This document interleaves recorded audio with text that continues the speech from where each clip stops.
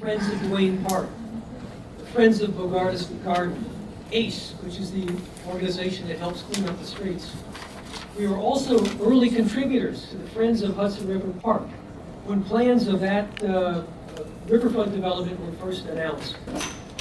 Our objection to the Hudson River Park Neighborhood Improvement District has nothing to do with not wanting to help.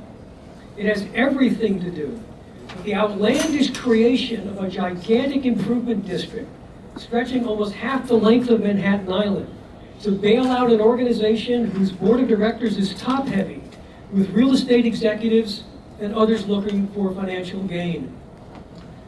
The need for their money right now is a reflection of inadequate planning and bad decisions.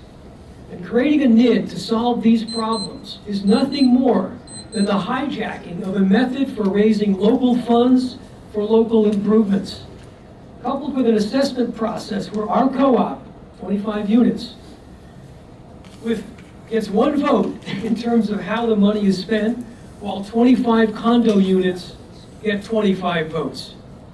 We need a better way to help Hudson River Park. Thank you. Thank you very much. Amy Johannes, followed by Tricia Joyce, and then the public comment period will be over. Yes, thank you very much. Hi, my name is Amy Johannes. I moved to Tribeca about 1.5 years ago. Prior to that, I was actually a member of CB4, so I can appreciate what you all are doing. Now I live at 34 Lake, which includes 11 Bass Street, and my co-op is opposed to the NID. I'll tell you, there's two things that make me really upset about this NID. First of all, nobody knows about it. Supposedly, we all got something in our mailbox. Most of my neighbors, when I asked them, threw it out because they thought it was a solicitation from another friends organization, because we all get 1 million of those. If you did open it, you had to put a stamp on it. You had to get to the 4th page to even realize that you could vote. And now, despite repeated requests from me and from others at these community meetings, Friends of Hudson River Park refuses to put anywhere online where you can vote. Second, I get mad when you start comparing it to other bids in the city. I used to work for the EDC. I know how these bids work, and they create a lot of great things for the city. But this one is so different than all the other bids in the city. Union Square, no residents pay. Bryant Park, a few residents pay. There's only a few around there, but every single person who pays faces directly into that park, and all of their interests are represented on the board. Here, we'll be lucky if Tribeca even has one member of the board.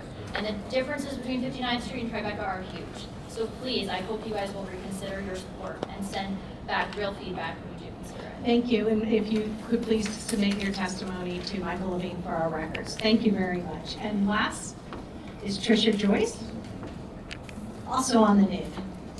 Yes, it is. And I didn't know Waterfront voted on this. I am a board member, I want to say, in full disclosure, and I'm also a resident of Tribeca.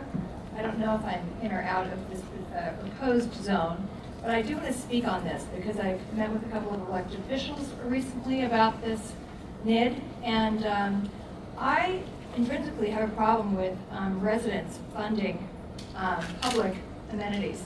I don't even, as Paul just said, I don't even like calling it an amenity. This is a public park. So I have trouble with that, especially knowing at this point that there have been other potential ways of financing some improvements to this park that have been waved off. And I agree so much with the woman who spoke about taking a minute first, thank you, to